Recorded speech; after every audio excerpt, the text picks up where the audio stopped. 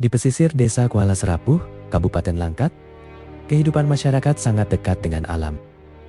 Sebagian besar warga menggantungkan hidup dari laut dan lingkungan di sekitar mereka. Ada yang bekerja sebagai nelayan, mencari kerang, mengolah nipah, hingga menjadi buruh di perkebunan sawit. Setiap hari, mereka beraktivitas dengan memanfaatkan apa yang tersedia di lingkungan sekitar untuk memenuhi kebutuhan keluarga. Namun, seiring berjalannya waktu, perubahan lingkungan mulai dirasakan oleh masyarakat. Perubahan kondisi alam tidak hanya berdampak pada lingkungan, tetapi juga pada kehidupan dan pendapatan masyarakat yang bergantung padanya. Lalu, bagaimana masyarakat Kuala Serapuh melihat perubahan tersebut? Apa yang mereka rasakan dan apa yang mereka lakukan untuk menjaga lingkungan tempat mereka menggantungkan kehidupan? Berikut cerita salah satu masyarakat desa Kuala Serapuh. Nama Ibu Asnidar dari desa Kuala Serapuh. Ya, selain ibu rumah tangga, ya sampingannya nerima brondolan di rumah, nyeseti sapu, daun sawit, bikin sapu. Belum lama lah kalau ibu, kalau nerima brondolan berapa tahun ya udahan?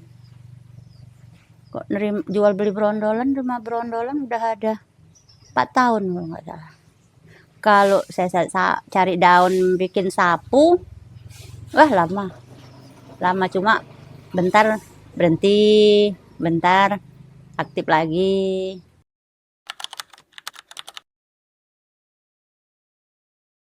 Kayak mana ya? Kalau masih baru-baru ibu tinggal di sini, lingkungannya ya cukup baik, bagus lah. Bagus karena kan kami selama tinggal di sini selain dari kerja di perkebunan sawit kan kerjanya kan sebagai kayak nelayan juga gitu kan kayak bapak. Ya bagus. Kayaknya kalau di air itu sebagai nelayan itu apa lumayan, kalau dulu pendapatannya itu lumayan kayak cari kepiting, jaring ikan, apa udang. Kalau sekarang jauh kali dibandingkan dulu.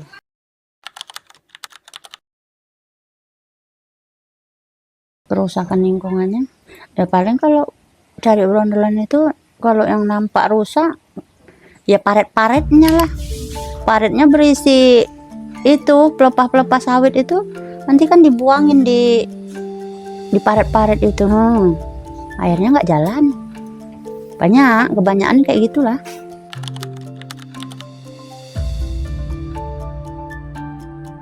Nah, kalau di desa sini kebanyakan perkebunannya punya pribadi. Punya pribadi. Cuma kayak yang di sebelah kami, sebelah tempat tinggal kami ini, dia punya pribadi tapi mengatasnamakan kayaknya udah kayak punya apa gitu, kayak punya karena besar ya, mungkin karena dia punya usaha, dia nih usahanya kan pribadi punya tapi besar, tapi dia bilangnya itu kayak udah perkebunan. Kalau setahu ibu ya itu bukan perkebunan karena dia tidak membantu mensejahterakan pekerjanya seperti kayak keluarga ibu kan, kerja di situ ya, kalau kerja ya dapat gaji, nggak kerja ya nggak ada gajinya. Udah itu ongkosnya pun kan terlalu di bawah standar, di bawah standar kebun itu terlalu murah dibandingkan yang punya pribadi. Malah mahal yang kita kerja sama yang punya pribadi orang kita daripada sama orang Cina. Kayak bapak kerja di situ sebetulnya tidak mencukupi, tidak sesuai itu. Nggak ada itunya tanggungan untuk, kalau dia perkebunan ini kan dia ada tanggungan loh, ada tanggungan sakit kan, ada sakit untuk anak sekolah, untuk bantuan rumah tangganya pun ada. Ini nggak ada. Ya udah sesuai dengan tenaga aja. Di bawah standar.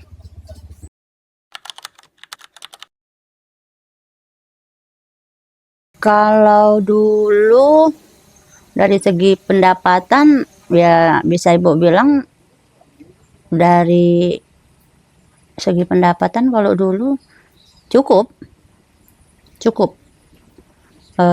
Kalau sekarang bisa dibilang ya banyak berkurang. Apalagi sekarang cuma mengharapkan dari kayak bapak cuma mengharapkan dari sawit, dari kerja di kebun sawit. Kalau dari di kayak cari kepiting apa di sebagian nelayan gitu udah payah, udah kurang ada, pendapatannya udah payah, penghasilannya pun udah berkurang dibandingkan dulu. Kalau dulu bisa dibilang ibu cukup. Kalau di Paluh nih sebentuk kayak paret-paret kecil itu, bukan di sungai. Nah, kalau di sungai itu kan dia kadang cari udang, ikan itu pakai jalan, cari-cari itu. Kok sekarang udah vakum pun kayaknya udah lama betul ini nggak ada, karena payah ininya, payah dapetnya udahan. Apa ya kalau bisa dibilang? Enggak, kalau kita kalau setahu ibu kalau yang orang kerjanya cari kepiting apa itu kan tengok ininya juga, musimnya. Pas musimnya nanti lagi banyak, ibu kan kurang tahu ya di musim apa gitu. Kalau pas musim banyak ya banyak, pas musim yang nggak ada kayak gini habisnya di apa, habis di modal gitu, karena kan umpannya kita beli. Umpannya ikan kita beli, nanti beli ya. Kalau dulu bisa berlebih kan, dari hasil umpan, dari kita modal umpan itu untuk kita jual udah lebih cukup untuk biaya sehari-hari anak sekolah, bisa bilang cukup. Kalau sekarang nggak cukup. Yang seniornya aja pun banyak yang mengeluh, apalagi yang ke bawahnya kan payah. Kalau kayak kami ya, kayak ibu memang kalau untuk sambilan untuk cari kepiting untuk masa ini payah, nggak ada.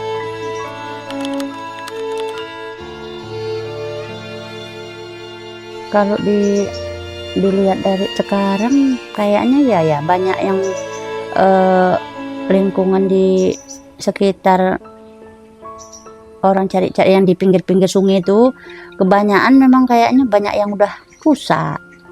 Itu juga mungkin yang bisa mengakibatkan sumber-sumber yang kayak kepiting, kayak udang, kayak apa itu kan udah payah banyak yang rusak lah kan, udah nggak ada nampak kita. Kayak tanaman bakau-bakau itu kan udah kurang banyak kan di pinggir-pinggiran sungai, di pinggir-pinggir sungai itu kan udah kurang kayaknya sekarang. Ibu pun kurang paham juga karena kan yang tahu soal-soal gitu tuh kan kebanyakan kaum bapak-bapak ya. kaum bapak-bapak. Kalau kayak ibu kan cuma sekedar nanti paling kalau bapak kerjanya udah siap di kebun sawit, nanti sambilannya ke itu nanti paling kan bapak tuh kan cerita udah payah sekarang ininya, kayaknya kok apa ya membuat hasil-hasil yang dicari itu kok nggak ada, kok payah, apa itu ya sebabnya. Kadang kan ibu kan mau juga tanya kayak gitu. Itu juga bilang bapak itu ekosistemnya itu udah kayaknya banyak yang rusak lingkungannya. Bakau-bakau itu kan udah nggak ada, udah itu paret-paret itu kan kayak udah tercemar. Paret-paret itu kan udah banyak yang tercemar. Apalagi kayak bapak kan nggak kalau cari-cari kepiting, udang itu kan, ikan tuh kan nggak pakai nggak pakai alat transportasi ya kan, kayak sampan apa gitu kan nggak naik itu. Kalau bapak kan memang asli memang berjalan kaki kan, asli kan cuma berjalan kaki, jadi dia tahu di mana tempat yang ada atau tempat yang nggak ada itu. Tapi sekarang udah payah, yang tempat yang ada itu aja pun sekarang payah. Kenapa katanya? Udah banyak ini tercemarnya itu, air yang di parit-parit itu merah, hitam, karena banyak yang dibuangin pelepah-pelepah sawit tuh, banyak yang dibuangin di situ. Itulah yang bisa bikin ekosistem di air itu rusak. Jadi payah pencarian untuk yang nelayan, yang kecuali yang di sungai ya. Tapi yang di sungai pun sekarang banyak juga yang mengeluh juga, udah payah lah memang pendapatannya.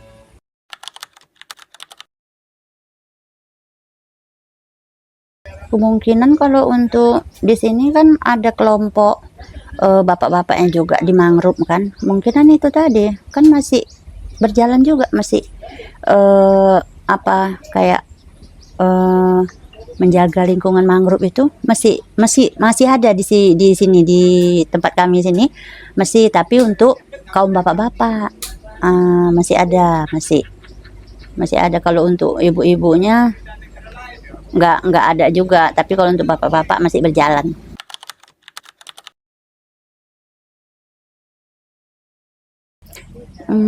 Ibu kurang tahu juga karena dulu itu yang ada kayak gitu.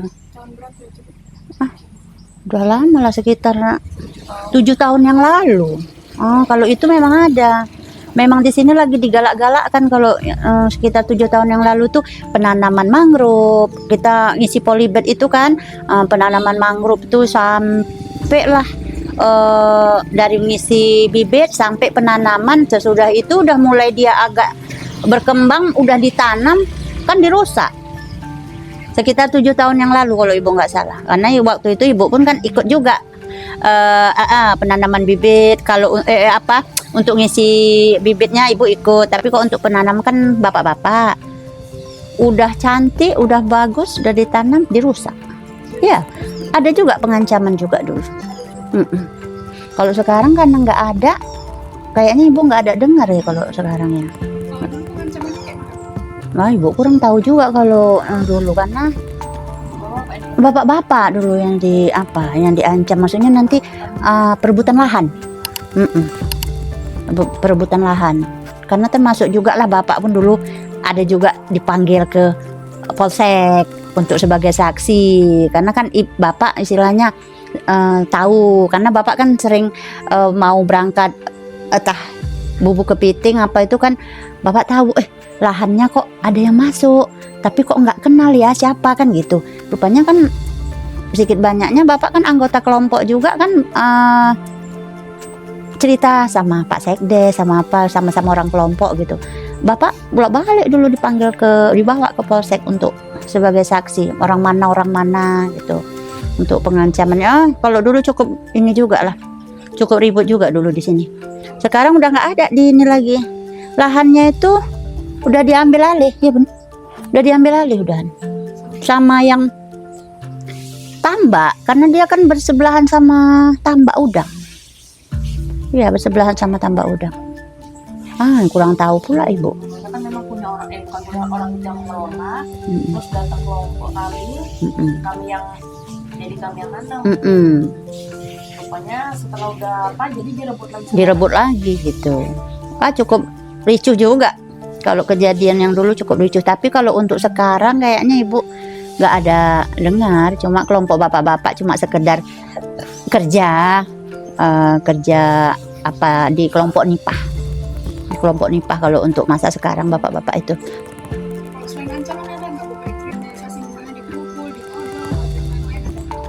Nggak ada kayaknya, nggak ada. Cuma kan dibawa lah dulu lah, saksinya dibawa, nanti dicari orangnya siapa, provokatornya gitu-gitulah kalau dulu memang.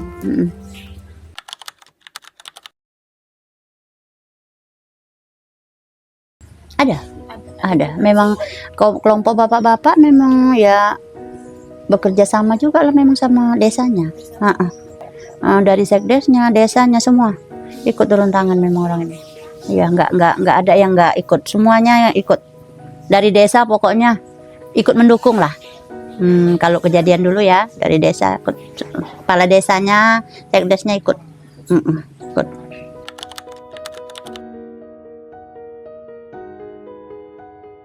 Apa ya?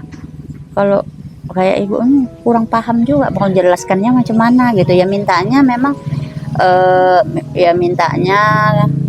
kayak kami yang di sini ya memang harus dilihat juga gimana perkembangan desa kami sama untuk yang di atas gitu kan, macam mana biar bisa berkembang lebih dari ini lagi kan gitu.